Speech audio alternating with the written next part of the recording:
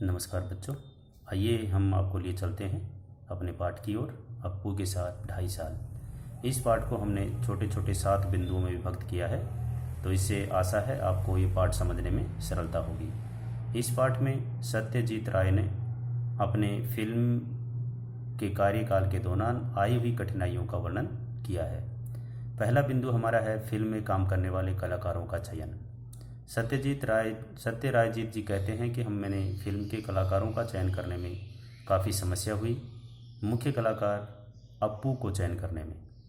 कह रहे हैं कि जब अखबार में इश्तहार निकाला तो अनेक लोग वहाँ पर साक्षात्कार के लिए आने लगे, इंटरव्यू के आने लगे, और एक सज्जन तो अपनी पुत्री को ही, जिसके बाल कटे हुए थे, वहाँ इंटरव्यू के लिए लेकर आया, लेकिन उसकी ये चालाकी काम नहीं आई और वो पकड़ा गया। मालूम करने पर उसने बताया कि हाँ, ये उसकी बेटी है और वो अप्पू की भूमिका निभाने के लिए यहाँ लेकर आया है।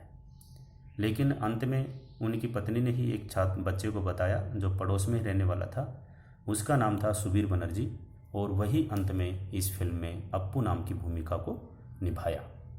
दूसरा यहाँ पर बिंदु है कास के फूलों के मैदान में शूटिंग।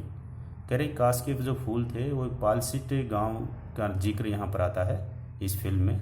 वहाँ पर फूलों के मैदान में, कास के फूलों के मैदान में शूटिंग की गई। तो कह रहे हैं जब ये शूटिंग कर रहे थे तो पूरा जो शूट करने का इनका समय था काफ़ी लंबा था और सीन एक दिन में शूट नहीं हो पा रहा था। तो जैसे जैसे ये सीन को कंप्लीट कर रहे थे तो आधा ही सीन इनका पूरा हुआ और संध्या हो गई। कह रहे हैं कि ये सब नए व्यक्ति थे उस क्षेत्र में, इसलिए ये उस सीन को एक दिन में पूरा नहीं कर पाए और सभी अगले 7 दिनों के लिए अपने घर पर आ गए। जब अगले 7 दिन बाद ये वहाँ जाकर शूटिंग करना चाहे तो वहाँ मालूम चला कि वो कास के फूल सब खत्म हो चुके हैं, जानवर उनको खा चुके हैं। फिर इन्होंने अगले 1 साल तक अपने इंतज़ार किया और जब शरद ऋतु आई तो फिर उन्होंने उस कास के फूल पर वहाँ शूटिंग की। तो ऐसे ही ये यहाँ पर एक और भी बताते हैं कि ट्रेन का दृश्य वहाँ पर होता है कि ऐसे ही, क्योंकि रेल भी उस समय बहुत कम चलती थी, तो फिल्म में 3 अलग अलग दिशाओं से आने वाली ट्रेनों का सीन उसमें वहाँ पर दिखाया गया है, जो सत्यरायजीत जी कहते हैं कि किसी भी दर्शक ने उस पर इस प्रकार से ध्यान नहीं दिया कि, और ना ही वो पहचान पाए कि वहाँ पर 3 रेलों का प्रयोग किया गया है। तीसरा बिंदु आता है अप्पू और दुर्गा का पालतू कुत्ता भूलो। यहाँ एक पालतू कुत्ता है भूलो, जो उन अप्पू और दुर्गा के साथ रहता है, और जब वो भात खाते हैं, खेलते हैं, कूदते हैं, तो वो हर समय उनके साथ रहता है।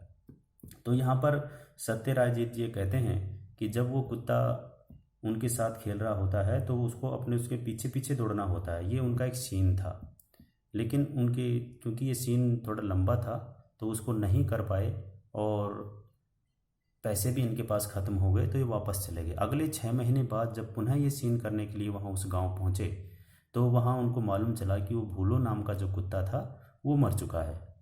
तो इनको बड़ा कष्ट हुआ।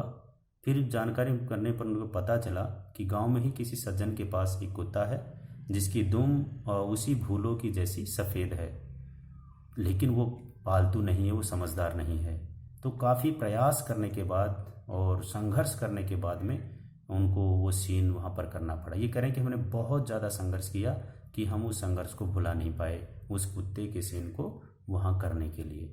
तो ये इस प्रकार का उनको कष्ट वहाँ पर झेलना पड़ा। यदि आज की स्थिति होती तो शायद, चूँकि अभी नई तकनीक आज आ गई हैं, उस समय इस प्रकार की तकनीकें नहीं थी, लेकिन फिर भी उन्होंने अपनी हिम्मत और आत्मविश्वास के साथ उन्होंने